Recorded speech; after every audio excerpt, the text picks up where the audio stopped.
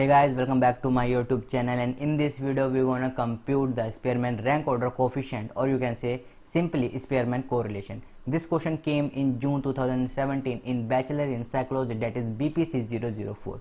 So if you are new on my channel and haven't subscribed my channel till yet, please subscribe it now.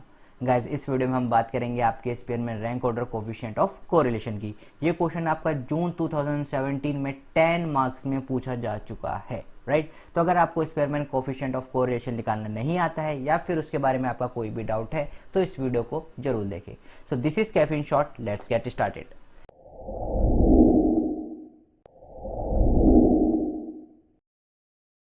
So guys ये आपके पास data दे रखा है, data 1 and data 2, right. मैं क्या करता हूँ, data 1 को आपका x मान लेता हूँ और डाटा 2 को हम मान लेते हैं y। सो ये जो आपका डाटा 1 और डाटा 2 गिवन है, मैं इसको एज ए टेबुलेशन फॉर्म में नीचे नोट डाउन कर लेता हूँ। सो गाइज ये जो आपका डाटा हमें ऊपर गिवन था, इसको मैंने as it is tabulation form में लिख लिया है। नाउ सबसे पहला मेरा जो स्टेप होता है वो क्या होता है आप लोगों का, RX, that is rank of x। और गाइज एक चीज़ का हमेशा ध्यान रखें, जो रैंकिंग होती है वो आपके दो में होती हैं, असेंडिंग ऑर्डर में और आपका डिसेंडिंग ऑर्डर में। लेकिन मैं हमेशा प्रेफर कौन सी करता हूँ, आपकी असेंडिंग। आप डिसेंडिंग में भी दे सकते हैं, चाहे आप असेंडिंग में दें चाहे आप डिसेंडिंग में दें, पूरे मेथड में एक ही प्रोसेस को यूज करना है, वेदर इट्स असेंडिंग और डिसेंडिंग, राइट।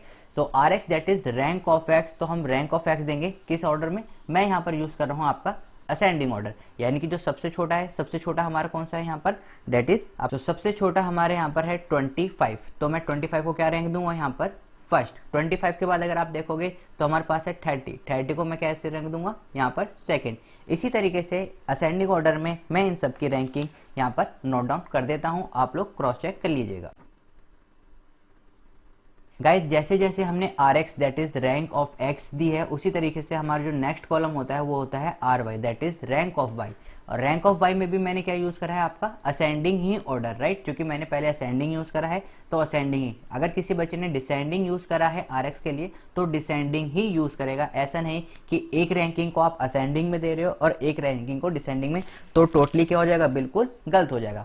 तो इसी तरह से जिस तरह से हमने रैंक ऑफ x दी है उसी तरीके से हम रैंक ऑफ y दे देते हैं, दैट इज जो हमारा सबसे छोटा होगा, राइट, उसको हम क्या रैंक देंगे, फर्स्ट।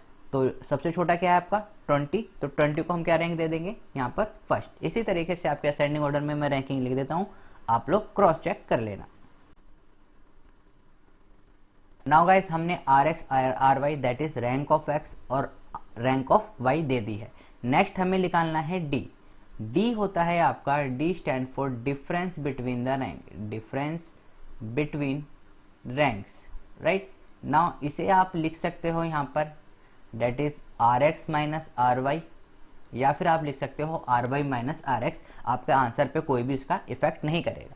यहाँ पर मैं ले रहा हूँ RX minus RY, that is RX आपकी वैल्यू आपकी कितनी है 5 और RY की कितनी है 3, यानी कि 5 minus 2 that is 2, same 4 minus 2 that is 2। उसी तरीके से गाइज मैं इन सबके नोट डाउन कर लेता हूँ, आप लोग एक बार क्रॉस चेक कर लीजिएगा। सो ये तो हमारे पास आ गया D stand for difference between the rank. Now जो लास्ट कॉलम हमारे पास होगा वो आपका होगा D स्क्वायर, दैट इज जो हमने ये निकाला है D इसका स्क्वायर, यानी कि जो लास्ट कॉलम होगा वो हमारे पास होगा D का स्क्वायर। तो 2 का स्क्वायर यहाँ पर हम लिख देंगे दैट इज 4, सेम उसी तरीके से 2 का square 4 and so on. Guys ये हमने लिख लिए हैं D स्क्वायर, दैट इज जो हमारे पास D की वैल्यू थी उसका स्क्वायर कर लिया। नाउ लास्ट स्टेप हमें क्या करना है, जो हमारे पास D स्क्वायर है इन सब का समेशन कर लेना है, that is 4 + 4 + 9 + 1 and so on, which comes out to be 24। तो हमारे पास D स्क्वायर की वैल्यू आपकी आ गई है 24। नाउ हमें क्या निकालना था, हमें निकालना था Spearman rank, right. Spearman rank coefficient of correlation को RS से डिनोट करते हैं, और क्योंकि ये अनटाइड है, राइट। गाइज अगर आपको नहीं पता है टाइड और अनटाइड तो आप मेरे प्रीवियस वीडियोस में जाके देख सकते हैं। क्योंकि ये अनटाइड है तो अनटाइड के लिए फॉर्मूला क्या होता है, 1 - 6 summation of D square this divided by n square minus 1, right. ये आपका फॉर्मूला होता है किसका, स्पेयरमैन कोरिलेशन का फॉर अनटाइड के लिए, राइट। मैं यहाँ पर लिख देता हूँ अनटाइड के लिए, राइट। फिलहाल गाइज आप कंफ्यूज ना हो टाइड और अनटाइड में, आपका जो क्वेश्चन दे रखा हो उसमें आप ये वाला फॉर्मूला लगा सकते हैं, राइट। नाउ हमारे पास वैल्यू है, इन सब की वैल्यू पुट करते हैं। 6 समेशन ऑफ डी स्क्वायर की वैल्यू अभी हमने निकाली है, कितनी आ रही है हमारे पास 24। 6 multiply by 24 and only this portion divided by N.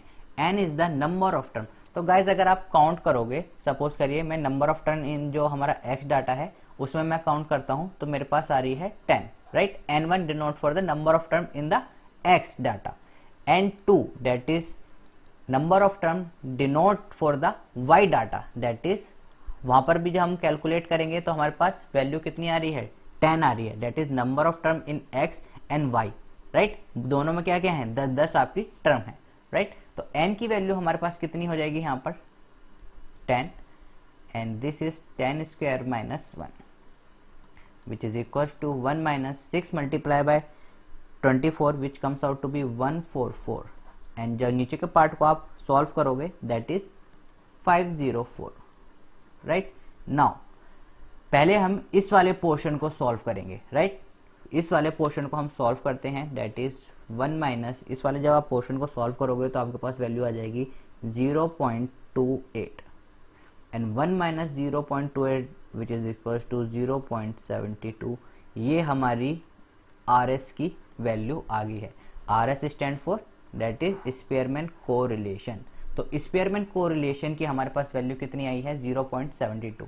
Now ये 0.72 क्या शो कर रहा है, 0.72 आपका क्या शो कर रहा है हाई कोरिलेशन, राइट।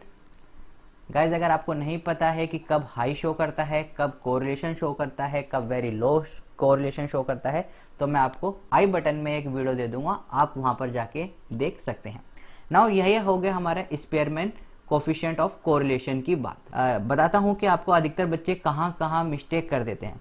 सबसे बड़ी बात गाइज, जब आप फॉर्मूले को लिखते हो तो ये जो आपका है डिवाइडेड बाय, राइट, ये जो है डिवाइडेड बाय ये सिर्फ इस पोर्शन के नीचे है, राइट। 90% बच्चे क्या करते हैं कि ये इस सब के नीचे ले लेते हैं, राइट। तो इससे क्या होता है, जब उन्होंने फॉर्मूला ही गलत चूज करा है तो क्या हो जाता है, पूरा गलत हो जाता है। तो सिर्फ इस पोर्शन के नीचे है ये डिवाइड, 1 के नीचे नहीं है। उसके बाद बच्चे क्या करते हैं, जैसे मैंने यहाँ तक सॉल्व करा, उसके बाद बच्चे एलसीएम लेने लग जाते हैं कि हाँ यहाँ पर हम एलसीएम लेंगे। तो गाइज आपको एलसीएम नहीं लेना है यहाँ पर, इससे और डिफिकल्ट नहीं बनाना है, सिर्फ इस पोर्शन को डिवाइड करिए, उसके बाद 1 में से माइनस कर दीजिए। जैसे जैसे मैंने करा है सिर्फ आपको वैसे वैसे करना है। ये 1 फॉर्मूले से सेपरेट है, 1 माइनस है, राइट। समेशन में आप देखोगे ये जो पार्ट है ये सिर्फ इसके अंदर है, राइट। बच्चे यहाँ पर पूरा ले लेते हैं, फिर यहाँ पर पूरा, और उसी तरीके से क्या होता है इनका आंसर पूरा गलत हो जाता है। तो इस चीज का आपको ध्यान रखना है। सो गाइज ये था आपका स्पेयरमैन कोरिलेशन। अगर आपको वीडियो पसंद आई है तो लाइक करें, शेयर करें, सब्सक्राइब करना ना भूलें। और अगर आपका कोई डाउट है तो आप हमें कमेंट सेक्शन में कमेंट कर सकते हैं। आप हमें टेलीग्राम चैनल पे भी ज्वाइन कर सकते हैं या फिर ईमेल के थ्रू भी आप हमें डाउट पूछ सकते हैं। सो गाइज मिलते हैं नेक्स्ट वीडियो में, तब तक के लिए stay home, stay safe, keep smiling and keep gathering lots of memory. Have a great day. Thank you all of you.